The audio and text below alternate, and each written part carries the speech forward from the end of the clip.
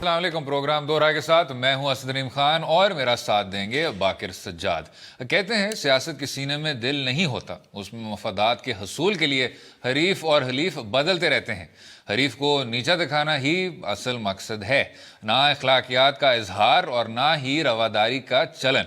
मगर शायद 70 सालों के बाद अब हमारे सियासतदानों को ये बावर हो चुका है कि चाहे सियासत के सीने में दिल हो या ना हो, हम जिस माशरे में रहते हैं वहाँ रवादारी और अखलाकियात का दामन छोड़ने वाले बद अखलाक तो हो सकते हैं, सियासतदान नहीं। खबर आ रही है कि बिलावल भुट्टो जरदारी पीर को नवाज शरीफ साहब से मिलने जेल जाएंगे। ये बिलावल भुट्टो का लोग कह रहे हैं बड़ापन है कि वो जा रहे हैं, क्योंकि माजी में नवाज शरीफ साहब पर इल्ज़ामात ये लगते रहे कि उन्होंने आसिफ जरदारी और बेनज़ीर भुट्टो पर नाजायज़ केस बनाए। याद रहे कि इसी हफ्ते फयाजुल हसन चौहान से तहरीक इंसाफ ने वजारत से इस्तीफ़ा ले लिया। अब हमारे सियासतदानों को ये बात समझ आनी चाहिए कि बीमारियों, ख़वातीन, फैमिली, मजहब पर सियासत से कद छोटे होते हैं, बड़े नहीं। सवाल ये है कि क्या मुल्क में सियासी कल्चर तब्दील हो रहा है या फिर सिर्फ वक्ती मकासद के हसूल के लिए ये एक मैनेजमेंट है, उस पर बात करेंगे। जनाब, इससे आगे बढ़ने से पहले ज़रा सुन लेते हैं कि क्या कुछ कहा गया, और फिर बाकिर साहब आपसे ये सवाल करूंगा कि जो आपके वालिद साहब होते हैं या जो अबावजाद होते हैं, उनका हिसाब देना क्या आप पे बनता है कि नहीं। पहले बिलावल भुट्टो और असद उमर साहिबान की जो आपस में तल्ख कलामी थी वो ज़रा सुन लेते हैं। And then we have the Nobel Peace Prize. Perhaps we just want to be embarrassed. If this resolution was defeated, it would have been an international embarrassment that at a time like this, the National Assembly had voted down the resolution. If it had passed at a time where there is threat of nuclear war, planes are falling from the sky, your soldiers are being martyred on the border, then we would have been nothing less than an international joke. सरदारी कबीला बड़ा गयूर कबीला है जी सिंध के अंदर। पता नहीं क्यों उनको अपने जरदारी होने के ऊपर शर्मिंदगी है। जो बयानिया भारत हमारे ऊपर इल्जाम के तौर पर इस्तेमाल करता है, मुझे इंतहाई अफसोस हुआ कि पाकिस्तान का एक मुंतखब आदमी वही बयानिया अंग्रेजी में सुना रहा था। 10 सालों में सिंध में 5300 अरब रुपया सिंध में खर्च हुआ है। ये पैसा किधर गया है सिंध के लोग सब बेहतर जानते हैं।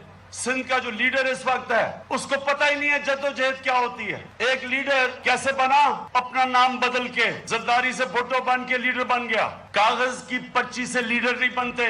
बिलावल भुट्टो ने एक और बात की, अगर तुम जद्दोजहद करते तो तुम्हें पता चलता कि लीडर जद्दोजहद। जनाब, जो बात समझ नहीं आ रही वो यही है कि इमरान खान साहब, असद उमर साहब, बिलावल भुट्टो जरदारी साहब, ये जो अब नामों की सियासत चल रही है, और अगर हम इस ट्रेंड को ज़रा देखें कि जब आप इस तरह की बुरी बातें करते हैं और आपकी ज़ुबान जब ख़राब होना शुरू हो जाती है तो आप उसको बहुत पीछे लेके जा सकते हैं, जुल्फ़िकार अली भुट्टो साहब के वक्त से आज तक। तो उनका भी अपना एक तरह से किरदार है, लेकिन हम इमरान खान कहते हैं, हम इमरान अहमद खान न्याजी नहीं कहते। और अब तो वो नोटिस भी आ गया है जिससे अब ये साबित हो गया कि जी इमरान खान साहब चाहते हैं कि उनको आप इमरान खान साहब बुलाएं।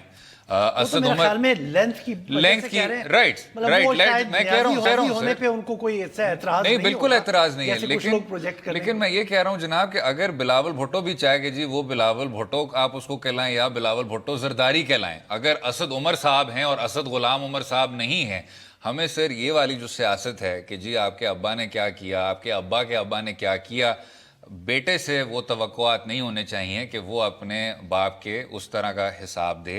The burdens of the sun, the burdens of the father can not be carried by the सन। मैं सिर्फ इतना कहना चाह रहा हूँ। एक तो ये, दूसरा सर, जब असद उमर साहब पार्लियामान में बतौर फाइनेंस मिनिस्टर कहते हैं कि जी आप हिंदुस्तान का बयानिया बार बार रिगर्जिटेट कर रहे हैं, तो ये बिल्कुल नरेंद्र मोदी की रिफ्लेक्शन नहीं है। जब नरेंद्र मोदी आता है और वो ट्विटर पे और अपने बीजेपी वालों को कहता है कि जी कांग्रेस क्या कर रही है, ये पाकिस्तानियों का बयानिया बार बार दोहरा रही है, आप अपोजिशन के रेटरिक को बंद नहीं कर सकते ये कहते हुए कि जी वो सरहद पार जो लोग हैं हमारे खिलाफ वो भी एग्जैक्ट ये बात कर रहे हैं। हिज़्ब इख्तिलाफ का काम है कि हुकूमत की तामीरी तनकीद करे। तो एक तो ये सर, और आखिर में अब हम इस चीज़ से आगे निकल जाएं کہ جی کس کے والد صاحب نے کیا کچھ کہا, آپ کو خود کتنا فخر محسوس ہوتا ہے. کیونکہ اس پکچر کو بھی میں کمپلیٹ کر لوں, خان صاحب نے بالکل غلط کہا, اسد عمر صاحب نے بالکل غلط کہا, پھر اینڈ میں بختیور بھٹو صاحبہ نے جنرل غلام عمر کا 1971 میں کردار پہ تھوڑا سا ریفر کرتے ہوئے پھر اسد عمر صاحب کی بھی تنقید کی. سر اس طرح کی تنقید بنتی نہیں ہے, کیونکہ آپ کا اپنا سفر ہے, آپ کی اپنی ایک جدوجہد ہے. خیر خان صاحب اس کو جدوجہد بھی نہیں مان رہے تھے تھرپارکر میں. کس طرح آپ اس کو دیکھتے ہیں؟ اسد, میں ابھی آپ کا جو خود ابتدائیہ تھا ادھر سے ہی کچھ الفاظ لے کے جناب میرے خیال میں جواب شروع کرتا ہوں کہ ہماری جو اب کی سیاست ہے اس میں مصالحت, باہمی احترام اور رواداری یہ ناپید ہوتی جا رہی ہے, اور خاص کر کے نیا پاکستان میں ہمیں تو یہ بالکل سے نظر ہی نہیں آ رہی. اور عمران خان سے یا اس کی پارٹی سے یہ توقع کرنا کہ وہ کچھ پولیٹیکلی کریکٹ, جسے کہتے ہیں سیاسی طور پہ صحیح چیز کہیں گے, کیونکہ ابھی جو دوبارہ سے انہوں نے چیز چھیڑی ہے اس کا سب کا نقصان حکومت کو ہوگا, پارٹی نہیں کہتے, پی ٹی آئی حکومت کو ہوگا.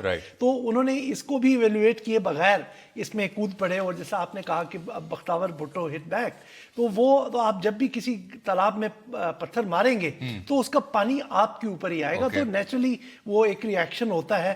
تو وہ اس سے تو ہم یہ ان سے بالکل ایکسپیکٹ ہم یہی کر رہے تھے کہ اسی طرح سے کریں گے, کیونکہ انہوں نے جو, اگر آپ ان کی ہسٹری بھی دیکھیں, کیونکہ اگر آپ ہسٹری کو اگنور نہیں کر سکتے, اگر پرسنالٹی کو انالائز کریں تو even as a character in کا, میں نے ایک دفعہ ایک ویسٹرن اس میں نیوز پیپر میں دیکھ رہا تھا, سویگرنگ کریکٹر, کہ وہ جو جیسے کہتے ہیں کہ اپنے اندر خود پسند, مطلب بہتر لفظ کے ساتھ, نہیں آپ صحیح کہہ رہے ہیں, تو خود پسند ان کا, اور ہی از ٹو فل آف ہمسیلف کہ وہ کسی کو بھی اس طرح سے دیکھیں. اور ان کا جتنا بھی سیاسی جو ہے, اگر وہ دوسروں کو کہتے ہیں نا کہ جی ان کی تو سیاسی جدوجہد نہیں ہے, تو میں بھی بالکل مثبت طریقے سے کرٹیسائز کرتے ہوئے کہ ان کا یہ جو پولیٹیکل فورٹ بنا ہے وہ دوسروں کو برا بھلا کہنے سے, ان کے اپنے مخالفین کو برا بھلا کہنے سے, اور اتنا زیادہ کہتے ہیں کہ اب تو یہ پی ٹی آئی کی ایک روایت بن گئی ہے, ریت بن گئی ہے کہ دوسروں کو جب تک وہ برا بھلا نہ کہے تو آگے نہیں بڑھ سکے. کام چلتا نہیں ہے. میرے لیے یہ حیرانگی کی بات ہوگی, بلکہ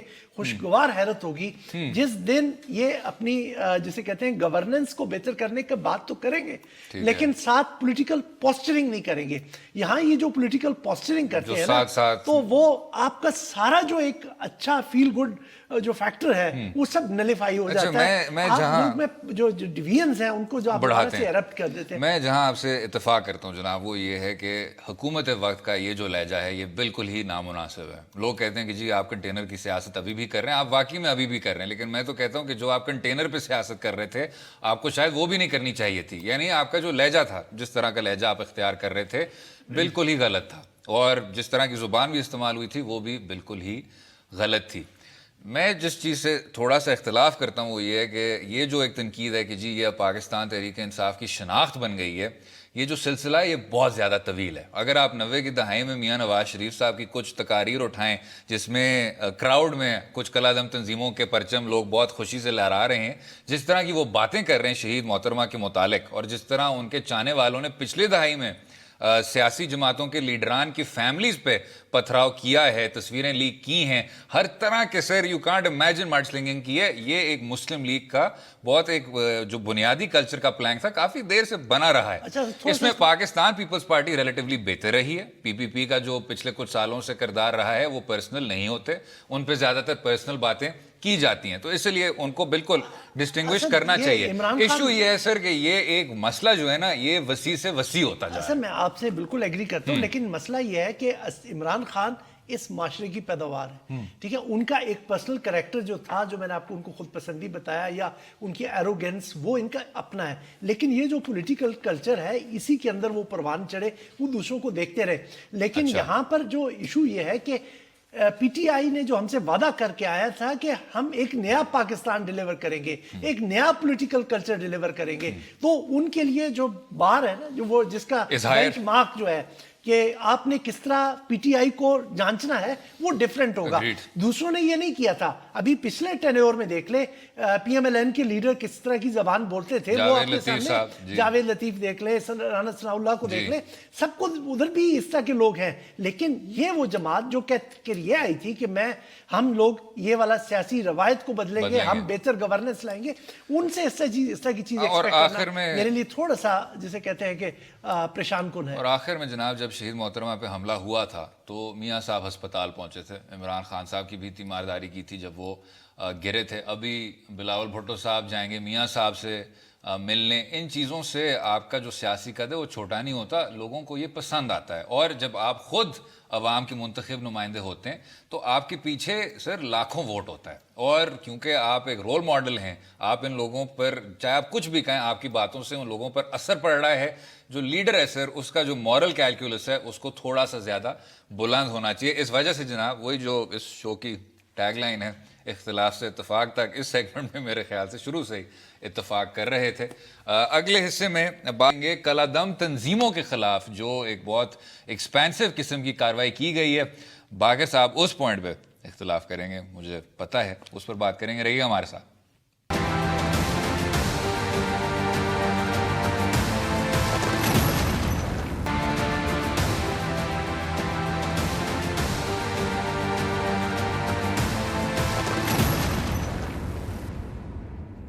ویلکم بیک ٹو دو رائے. کلادم تنظیموں کے خلاف ملک بھر میں منگل سے شروع ہونے والے کریک ڈاؤن کے نتیجے میں اب تک 182 مدارس کو حکومتی تحویل میں لے کر اثاثوں کو منجمد کیا جا چکا ہے, جبکہ 121 کے قریب افراد کو گرفتار کیا گیا ہے.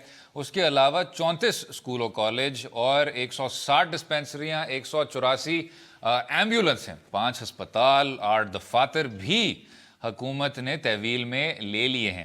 اب حکومت کے مطابق یہ کارروائیاں نیشنل ایکشن پلان کے تحت ہو رہی ہیں, جبکہ کچھ ماہرین کا ماننا ہے کہ سب کچھ FATF کے بلیک لسٹ سے بچنے کے لیے کیا جا رہا ہے. اب پاکستان میں کلادم تنظیموں کی تعداد 70 ہو گئی ہے, لیکن اس کے باوجود کئی تنظیمیں اب بھی نام بدل کر کام کر رہی ہیں. حکومت کا ماننا یہ ہے کہ تنظیموں کے کچھ افراد کو قومی دھارے میں بھی لیا جائے گا. اب سوال یہ ہے کہ کلادم تنظیموں سے تعلق رکھنے والے افراد کو کیسے قومی دھارے میں لایا جائے گا, جو کہ اپنی زندگی کا زیادہ تر حصہ شدت پسند خیالات کے تحت گزار چکے ہیں. اب اس کا میکنزم کیا ہوگا, کیونکہ ابھی تک اس حوالے سے حکومت کی جانب سے کوئی پالیسی بیان نہیں دیا. اس کو امپلیمنٹ کیسے کریں گے اور مستقبل میں کس طرح لے کے جائیں گے اس پالیسی کو, اس کو سیمنٹ کس طرح کریں گے, اس پر بات کریں گے. جناب پہلے اگر ہم حکومت کے نمائندوں سے سن لیں جو اس میکنزم کے ساتھ چارجڈ ہیں کہ وہ کیا سوچ رہے ہیں اور کس طرح کریں گے, کیسے کریں گے. عمران خان صاحب اور سیکریٹری داخلہ کے بیان اسی چیز کے متعلق. ایک اکراس دی بورڈ آپریشن ہے جو کہ جس میں تمام کلادم تنظیمیں شامل ہیں. 2 لوگ ہم نے اپنی حفاظتی تحویل میں لیے ہیں, 44 لوگ ہیں, اور یہ مختلف تنظیموں کے ہیں. جو جماعتیں تھیں ان کو کالعدم قرار دیا گیا, اور اب کچھ اس کے اوپر عملی کارروائیاں شروع ہو چکی ہیں, اور آنے والے دنوں میں بھی آپ کو ملے گا کہ اس کو کس طرح سے ہم کر رہے ہیں. اس کے اوپر جو اقدامات چاہیے وہ لینے کا فیصلہ ہو چکا ہے, وہ لیے بھی جا رہے ہیں. کسی بھی عام ملیشیا کو ہم نے آگے سے فنکشن نہیں کرنے دینا. پاکستان کی زمین کسی قسم کی دہشت گردی ملک سے باہر یہ حکومت اجازت نہیں دے گی. بیچ میں جناب آپ نے سنا ہوگا کہ اسی شو پہ وزیر اطلاعات فواد چودھری صاحب نے بھی کہا تھا, پھر ایک یہ میرے خیال سے ایک باقر سجاد صاحب ہیں, ان کی بھی سٹوری آئی تھی اسی سبجیکٹ پہ.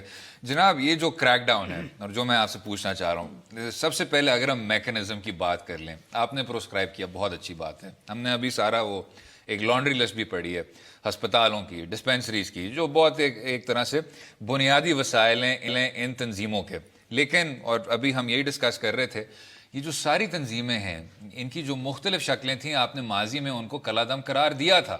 2001 میں جو اس ملک کی جو سب سے خطرناک فرقہ واریت پھیلانے والی تنظیم تھی اس کو آپ نے کلادم قرار دیا, لیکن اسی کے جو سیاسی آف شوٹس تھے انہوں نے مسلم لیگ نواز کے ساتھ الیکٹورل الائنسز بھی کیے, اور پیپلز پارٹی اور PTI کے لیڈروں کے ساتھ وہ آج تک اٹھتے بیٹھتے ہیں. اب گوئنگ فارورڈ کیا ہم اتنا جاندار قسم کا کریک ڈاؤن کر سکیں گے, اور وہ جو کریک ڈاؤن ہے وہ انڈیور کر سکے گا, لانگ ٹرم ہو سکے گا؟ آپ کی جو اپنی سیکیورٹی ایکسپرٹیز ہے وہ کیا کہتی ہے؟ اصل یہ وہ ایک سوال ہے کہ آپ نے جب میری سٹوری کا بھی ذکر کیا تو جب میں نے یہ پچھلے سنڈے کو سٹوری کی تھی. اچھا ہمیں sir I am sorry I am interrupting you, اس پوائنٹ پہ ذرا ہمیں 1 منٹ وقت ہے, اگلے حصے میں بات کریں گے.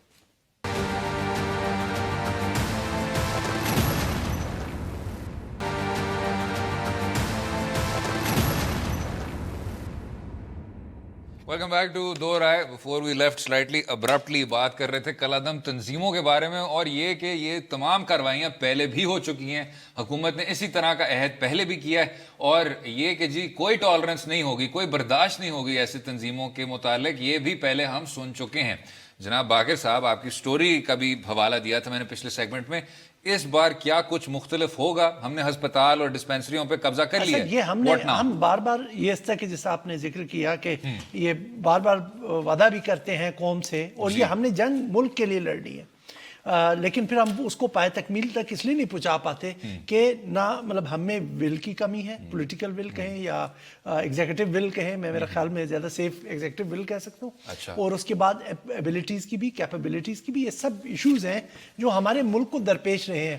میں اب کسی ایک تنظیم کو یا ایک ادارے کو نہیں اس کا مورد الزام ٹھہراتا کہ کوئی سیاسی جماعت اس کے لیے تھی, لیکن ایک اوور آل ہمارا ایک نیشنل وہ بن چکا ہے. کہ جب آپ نے ذکر کیا ابھی سے ہم بریک پہ جانے سے پہلے میری سٹوری کا, تو اس سٹوری کرنے کے بعد بھی مطلب زیادہ تر سفارتکاروں کے جو فون آتے ہیں, کیونکہ کبھی کوئی آپ سٹوری کر دیں تو وہ آپ سے پوچھتے ہیں کہ جی واٹ از دا انسیڈ پارٹ, تو وہ جا کے ان کو میں نے یہی کہا کہ لیٹس واچ اور ویٹ کے کس طرح سے اب یہ چیز انفولڈ ہوتی ہے. میں لیکن پھر بھی آج بھی اتنا ہی سکیپٹیکل ہوں جتنا کہ 21 فروری کو جب نیشنل سیکیورٹی کمیٹی نے یہ فیصلہ کیا تھا کہ ان کالعدم تنظیموں کے خلاف کارروائی کو تیز کیا جائے. اس کی وجہ یہ ہے کہ ہمارا جو مائنڈ سیٹ ہے اس کو چینج ہونے میں ٹائم لگتا ہے. اگر آپ یہ بختاور کے اوپر انگریزی کا الزام لگ رہا ہے کہ انگلش میں وہ انہوں نے تقریر کیوں کی, اس کے پیچھے جو تکلیف جی بلاول بھٹو پہ جو نیشنل اسمبلی میں انہوں نے تقریر کی تھی, وہ اس وجہ سے تھی کہ انہوں نے نان اسٹیٹ ایکٹرز کی بات کی, انہوں نے اسامہ بن لادن کے بارے میں بات کی, انہوں نے ڈرون اٹیکس کے بارے میں بات کی, انہوں نے بار بار جو ہمارا جو وہاں پہ نیشنل ایکشن پلان کی وہی ڈرون اٹیکس جن کے بارے میں یوسف رضا گیلانی صاحب نے کہا تھا کہ آپ مارے, ہم تھوڑا بہت احتجاج کریں گے لیکن ہمیں کوئی فرق نہیں پڑتا. لیکن بات سنیں, اس وقت بات ہو رہی ہے کہ جس اسٹیٹ کی نا, تو یہ وہ چیزیں تھی جن کی وجہ سے پی ٹی آئی اریٹیٹ ہوئی. ابھی گوئنگ فارورڈ, اب کل پرائم منسٹر میں اس جگہ کا کیا نام ہے, چھاشرو تھر میں جو جہاں پہ اسپیچ کی, تو وہاں پر جا کے انہوں نے جب اسپیچ کی تو انہوں نے کہا کہ میں جیسے ابھی آپ نے پلے بھی کیا کہ یہ نہیں چاہوں گا کہ یہاں پہ تنظیمیں دوسرے ملک پہ حملہ کریں. بہت اچھی بات ہے ان پرنسپل, لیکن انہوں نے ساتھ ہی اسی سانس میں یہ بھی کہا کہ جو ان کے فلاحی تنظیمیں ہیں, جس طرح مثال کے طور پہ فلاحی انسانیت فاؤنڈیشن جو آپ کے پروسکرائب کر چکے ہیں, کہ ان کو پریشان ہونے کی ضرورت نہیں ہے. میں نے مجھے خود یہ اپنی آنکھوں پہ یقین نہیں آیا جب میں نے رپورٹنگ پڑھی, تو میں نے ایٹ لیسٹ 4 اخبار پڑھے جن میں یہ سب لکھا ہوا تھا کہ جناب یہ جو انہوں نے وزیر اعظم نے کہا, جب آپ کی اس طرح کی انٹینشن ہو تو آپ کے جو لفظ ہیں ان کو وہ کریڈیبلٹی نہیں ملے گی, اور تب تک آپ اس گرے ایریا میں لٹکتے رہیں گے. لیکن متبادل کیا ہے جناب, کہ کیا بس یہ نام ہی اسی طرح تبدیل کرتے رہیں گے؟ اور اگر آپ اتنا ہی ایکسپینسو آپریشن کر رہے ہیں اور تمام جو ان کے ہیلتھ کے ونگز ہیں اور فلائی ونگز ہیں ان پہ بھی کریک ڈاؤن کریں. نہیں, آپ نے کریک ڈاؤن کیا, آپ نے کریک ڈاؤن کے ابھی وجوہات پہ آ جاتے ہیں, کریک ڈاؤن کیا لیکن اس کو سسٹین آپ کریں. ٹھیک ہے, آپ بالکل اس کے اوپر کوئی رکاوٹ نہیں ہونی چاہیے اکراس دا بورڈ. میں جو کہہ رہا ہوں کہ جیسے وزیر اعظم نے یہ بات کی کہ ان کے فلائی جو ادارے ہیں ان کو پریشان ہونے کی ضرورت نہیں ہے, جبکہ فلائی انسانیت کا ایف اے ٹی ایف کی جو 8 تنظیموں کی لسٹ دی ہے اس میں بھی ہے, اور جماعت الدعوہ اور ایل ای ٹی کی اس کو ایلیس کے طور پہ سینکشنز کمیٹی بھی جانتی ہے. تو پھر آپ اس طرح کی بات کر کے, آپ اس طرح کا ایک گرے زون کریٹ کر کے آپ کس کی خدمت کر رہے ہیں؟ آپ ملک کی خدمت کر رہے ہیں, اپنے ہی نیریٹو کو آپ ویکن کر رہے ہیں. اور آپ کو پتا ہونا چاہیے کہ ہم 2015 میں بڑی مشکل سے اس سے باہر نکلے تھے. اگر اس میں واپس گئے ہیں تو اس پورے اسٹیٹ کی ناکامی ہے. ہم نے اپنا نیریٹو بیچ نہیں سکے. اب ہم نے ان کے خلاف کارروائی کر رہے ہیں. ہم برملا یہ کہتے ہیں کہ ہم ایف اے ٹی ایف سے بچنے کے لیے کر رہے ہیں. یہ آپ چاہے کسی بھی حکومتی عہدیدار کا بیان اٹھا لیں تو یہ کہتے ہیں ایف اے ٹی ایف سے. اب مجھے یہ بتائیں کہ آپ یہ ماننے کو تو تیار نہیں ہے, بھارت کے پریشر پہ کر رہے ہیں, لیکن ایف اے ٹی ایف کے پیچھے کون ہے؟ FATF کے پیچھے کس کا ہاتھ ہے؟ اب آپ خود ہی دیکھ لیں کہ آپ کو یہ کام کرنا ہے بہرحال، اور اگر پاکستان نے اب جسے کہتے ہیں نا آگے بڑھنا ہے تو وہ ان چیزوں پہ عمل درآمد کرے. جو یہاں پہ ایک خطرناک چیز میں ایک اور بھی ذکر کرتا چلوں کہ میں اس چیز کو ایگزیکٹلی پوائنٹ آؤٹ نہیں کر سکتا، اتھارٹیز خود سمجھ سکتی ہیں، کیونکہ میں نے خود براہ راست ایک ذمہ دار حکومتی عہدیدار سے سنا کہ اب جو یہ ڈسکشن ہے FATF پہ وہ ایک خطرناک راستے کی طرف چل رہی، جس پہ ہم یہاں پر بھی عام مطلب کھلے بندوں بات نہیں کر سکتے. تو ان تمام چیزوں سے بچنے کے لیے اب ہمیں چاہیے کہ وہ کرے. اور جب تک آپ نے جہاں تک مین اسٹریمنگ کی بات کی تو یقیناً جو میری اطلاع ہے کچھ کیبنٹ منسٹر سے بات کرنے کے بعد ایک پلان بن رہا ہے کہ کسی طرح سے ان جو لوگ ہیں یہ تنظیموں سے وابستہ ہیں ان کو اپنے سوسائٹی میں انٹیگریٹ کیا جائے. ٹھیک ہے، بہت اچھی بات ہے، کیونکہ اسٹیٹ نے دوسری طرف دیکھا جب یہ تنظیمیں پنپ رہی تھیں، بڑھ رہی تھیں، انہوں نے کارروائی نہیں کی. ینگسٹرز میں یہ کہوں کہ اس راہ پہ غلط پڑ گئے، وہ شاید مناسب نہیں ہوگا، ان کے پروپیگنڈے سے متاثر ہو گئے. تو یہ آپ کا مسئلہ، اب آپ نے ان کو انٹیگریٹ کرنا ہے، لیکن اس کے لیے you need a national policy جس کی پارلیمنٹ اپروول دے اور اس کے اوپر پارلیمنٹ کی اوور سائٹ ہو. لیکن اس میں جناب، اور میں ایسے بات نہیں کر رہا کہ جی آپ ساروں کو اسی برش سے ٹار کریں، لیکن جب آپ نے کہا کہ جی ایک آپ کو نیشنل پالیسی چاہیے، اگر ہم ایک ہائپوتھیٹیکل کا سوچیں کہ جی جس میں یہ نیشنل پالیسی بھی آ جاتی ہے، پارلیمان یک جہت بھی ہو جاتا ہے، آپ بڑا سوچ سمجھ کے ایک پالیسی بناتے ہیں جس میں مین اسٹریمنگ بھی ہے اور جس میں کچھ لوگوں کو سزا دینے کی بھی بات کی ہے، اور تیسرے اینڈ پہ وہ لوگ ہیں جو ہارڈ کور ٹیررسٹ ہیں جن پہ آپ صرف اور صرف مقدمے درج کر سکتے ہیں. اس تمام چیز کو سامنے رکھتے ہوئے بھی، اور یہ ہم نے ابتدائیہ میں بات کی تھی، وہ آدمی جس نے ساری عمر شدت پسندی میں گزار دی ہے، جس کا صرف ایک نفرت کا پیغام ہے اور جو نظریاتی طور پہ اس چیز کو سمجھتا ہے، وہ اگلے دن کیا چارٹرڈ اکاؤنٹنٹ بن سکتا ہے؟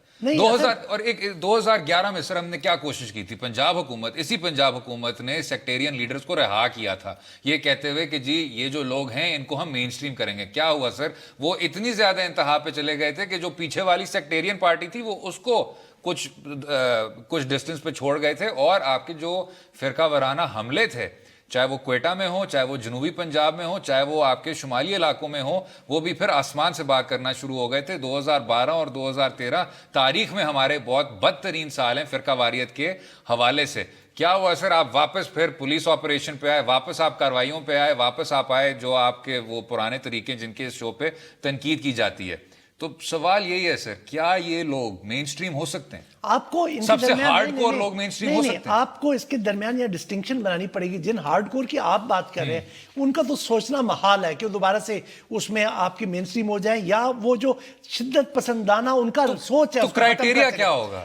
آپ کے یہ جو ینگسٹرز جو نئے ان کے ساتھ ذرا ان کی طرف انکلائنڈ ہے، ان کے لیے بھی ان کو مین اسٹریم کیا جا سکتا ہے. لیکن اس سے پہلے جو ایک بہت بڑا ایلیمنٹ جو میری نظر میں اس پوری اسٹریٹجی میں مسنگ ہے، یا ایٹ لیسٹ پبلکلی ہمیں نہیں پتا اس کا، یا وہ ابھی تک انہوں نے ہمیں بتایا نہیں ہے شاید، وہ ڈی ریڈیکلائزیشن کا. کہ جی آپ کس طرح سے ان کو شدت پسندانہ خیالات سے علیحدہ کریں. اور یہ بھی ڈی ریڈیکلائزیشن یاد رہے کہ صرف ان نوجوانوں کی ہو سکتی ہے جنہوں نے ابھی اس خطرناک راہ پہ چلے نہیں ہیں، اس کی طرف صرف مائل ہوئے.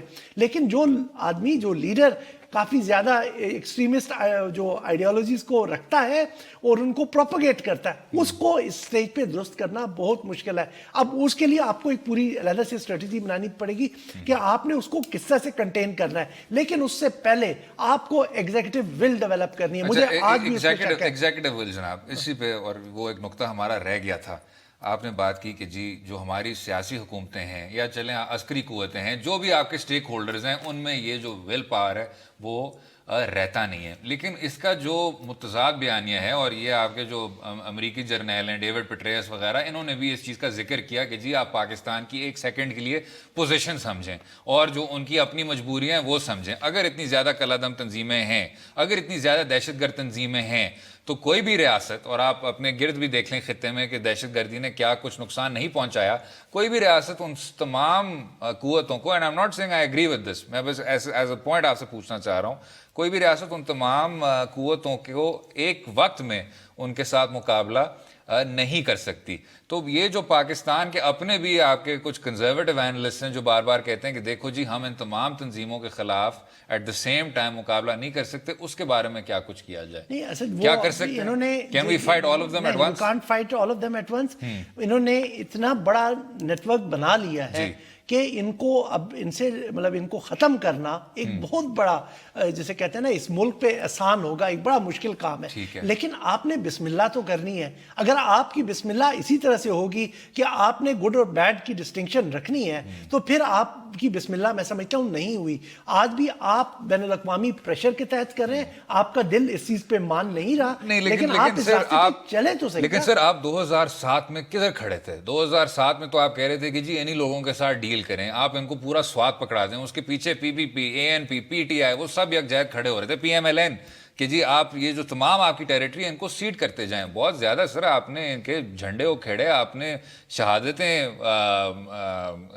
قربان دیں, آپ نے بہت کچھ کیا, آپ نے عسکری کارروائیاں کی, سول پیکیجز آپ نے بنائے, آپ نے لوگوں کو ریہیبلیٹیٹ کیا, چاہے وہ سوات میں ہو, چاہے وہ جنوبی وزیرستان میں ہو, شمالی وزیرستان میں ہو, جنوبی پنجاب میں ہو, چاہے وہ طالبان ہو, چاہے وہ آپ کے سیکٹیرین گروپس ہوں. کیا آپ بہت کچھ جو ڈسٹنس تھا وہ آپ نے ٹریول نہیں کیا؟ آپ کو دھکے لگا کے بے شک یہاں تک لے کے آ گئے. جی یہاں تک لے کے آئے ہیں, تو بسم اللہ تو کی ہے. اب جو مطلب جہاں پر رکاوٹ آ رہی ہے نا کہ دیکھیں یہ جو مختلف ناموں سے نکل آتے ہیں, آپ نے خود بات کی, اب آپ نے ابھی الیکشن گزرے کتنا عرصہ ہوا, یہ سب کے سب وہاں پر مختلف پولیٹیکل پارٹیز کے ساتھ انگیج بھی کر رہے تھے, اور یہاں پر ایک شخصیت کا میں مطلب نام نہیں لیتا کہ وہ پروسکرائبڈ ہے, اور لیکن وہ پی ٹی آئی میں شامل ہوئے یا ایٹ لیسٹ انہوں نے سپورٹ کا اعلان کیا. اسد عمر صاحب ان کے پاس گئے, اور یہ ہے کہ اس وقت جو گورنمنٹ کا مین سٹریمنگ پروجیکٹ ہے اس کے سرخیل وہی ہے. تو پھر آپ کس طرح کی مین سٹریمنگ کریں گے؟ آپ کی جب میں یہ جو کہتا ہوں نا کہ آپ کی نیت ابھی ٹھیک نہیں ہے, تو وہ بسم اللہ جو ہے آپ اس کو اس طرح سے لیں کہ آپ کو ڈائریکشن سیدھی کرنی ہے ابھی, اور آپ نے بالکل صاف نیت کے ساتھ یہ تہیہ کر لیں کہ آپ نے اس ملک کو اس عذاب سے نجات دلانی ہے. سر اگر آج بھی نیک نیتی نہیں ہے تو پھر سر اللہ ہی ہمارا حافظ ہے. اگلے حصے میں بات کریں گے کچھ سماج کے مسائل کے بارے میں, رہیے گا ہمارے ساتھ.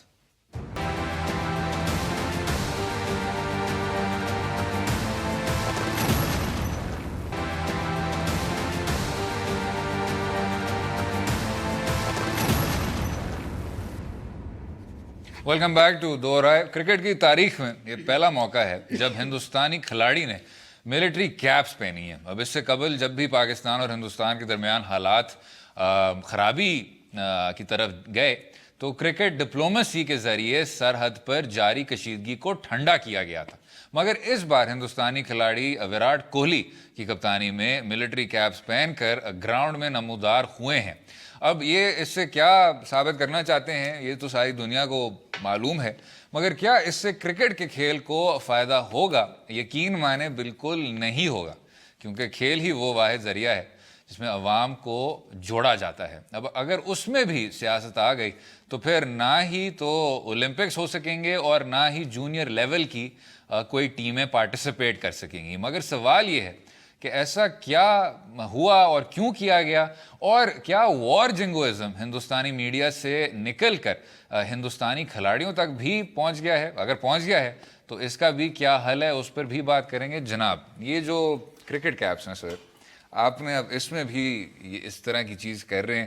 ہمیں بتایا جاتا تھا کہ کرکٹ ڈپلومیسی کرتے تھے, میاں نواز شریف صاحب کرتے تھے, جنرل ضیاء الحق صاحب گئے راجیو گاندھی کے پاس جب وہ سارا براس ٹیکس کی ساری کارروائی ہو رہی تھی. تو یہ ایک بہت اس پہ ششی تھرور کا بھی ایک مضمون ہے.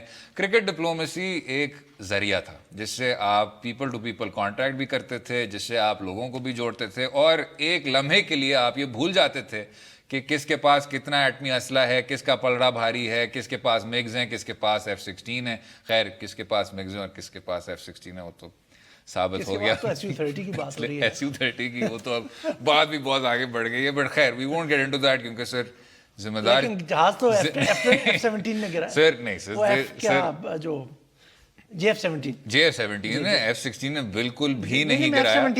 یہ سر میں کلیریفائی کر رہا ہوں, F-16 نے بالکل بھی نہیں گرایا. اور اگر اس ہائپوتھیٹیکل میں گرایا بھی ہو تو این پیٹرسن کا وکی لیکس کا بیان ہے جس میں این پیٹرسن کی یہ بات تھی کہ جی F-16 شاید کرے. F-17 کہہ دیا, JF-17 سر کرکٹ کیپ. سر کرکٹ کیپس آپ نے جہاں تک کہا نا ڈپلومیسی اور وہ سارا کا اس کا تعلق تھا, हमने कई दफ़ा देखा पाकिस्तान और भारत ने क्रिकेट को बड़े अच्छी तरीके से इस्तेमाल किया इसको, तो उस वजह से ये शायद हम ये दरवाज़ा भी जब हमने डायलॉग का बंद कर दिया तो इसको भी अब बंद करने जा रहे हैं। और हमेशा दरवाज़ा उस तरफ से बंद होता है, इधर से कभी नहीं दरवाज़ा बंद किया गया, ये आप देख लें, इस चीज़ का हम क्रेडिट देते हैं। लेकिन साथ साथ हमें ये चीज़ भी याद रखनी चाहिए कि स्पोर्ट्स का नेशनलिज्म के साथ काफ़ी जो गहरा जोड़ है, पूरी दुनिया में इसी तरह से होता है। लेकिन थोड़ा सा आपको करना पड़ेगा कि जब जो डेवलप्ड कंट्रीज हैं उनमें थोड़ा सा स्पोर्ट्स का और नेशनलिज्म का जोड़ जो है वो निस्बतन कमज़ोर होता है बनस्बत ये जो बैकवर्ड कंट्रीज़ हैं जहाँ एजुकेशन का लेवल इतना ज़्यादा नहीं है और जो गुर्बत के उस पे हैं उनका, क्योंकि ये वो चीज़ है जो उनके सेंटिमेंट्स को, उनके इमोशंस को एक्सप्लॉइट करने के लिए किया जाता है। तो यहाँ पर जाके ये मैं I am talking about research जो हो चुकी है स्पोर्ट्स और नेशनलिज्म पे, उसका रेफरेंस दे रहा हूँ। अराउंड 25 मुल्क के स्टडी में शामिल थे। लेकिन यहाँ पर भी लगता है कि जो हुकूमत है भारत की, वो आपकी जो क्रिकेट को अब अपने पॉलिटिकल गेन्स के लिए एक्सप्लॉइट कर रही है। अब जहाँ पर वो एक ओपन कन्फ्रंटेशन में शायद उनको अपर हैंड नहीं मिल सका पूरे उसके ऊपर, जैसा भी हम बात करते हैं कि कौन सा जहाज गिरा और क्या गिरा, उनका वो प्रिजनर बना, LOC पे एक्सचेंजेस काफ़ी ज़्यादा हुए, तो उनको उसका अपर हैंड जिससे का मोदी साहब इलेक्शन जाते हुए लेना चाहते थे, नहीं हो पाया। मसला अब वो क्रिकेट में छुपना चाह रहे हैं। लेकिन वही तो मसला है जनाब कि जब आप क्रिकेट में छुपेंगे, जब आप क्रिकेट में भी आप इस तरह की कौम परस्ती को घसीटेंगे तो फिर लोग क्या कहना शुरू हो जाते हैं कि जी जो उस्मान ख्वाजा साहब थे जिन्होंने फिर धो डाला उनको, वो यही वाली बात कि जी पाकिस्तानी ओरिजिन प्लेयर थे और वहाँ जो आपकी तमाम नेशनलिज्म थी वो मिट गई, आप बहुत बुरी तरह हारे। इसलिए सियासत को आपको स्पोर्ट्स के दायरे में नहीं लाना चाहिए, खसूसी तौर पे नहीं लाना चाहिए। आपने अगर आप वो मिलिट्री कैप्स वाली चीज ना करते तो फिर शायद लोग ये भी ना कह रहे होते कि जी किसकी क्या पाकिस्तानी सिटीजनशिप थी। हाँ शायद सेंचुरी भी ना होती, शायद उन कैप्स को देख के कुछ जाग उठा था ख्वाजा साहब में। लेकिन इसलिए जनाब लेकिन उसको एंडोर्स नहीं कर रहा, लेकिन थोड़ा सा ये भी एलिमेंट है कि नेशनलिज्म और स्पोर्ट्स का भी एक साथ रहा है जिसको अब मोदी ने शायद एक्सप्लॉइट करने की। खेल से दूर रखें सियासत को, खेल से कौम परस्ती को भी दूर रखें। उम्मीद है आपको आज का प्रोग्राम पसंद आया होगा। मुझे और बाकिर सज्जाद को अपनी राय से भी आगाह कीजिए सोशल मीडिया के लिंक्स के जरिए, और कल तक इजाजत दें। खुदा हाफिज।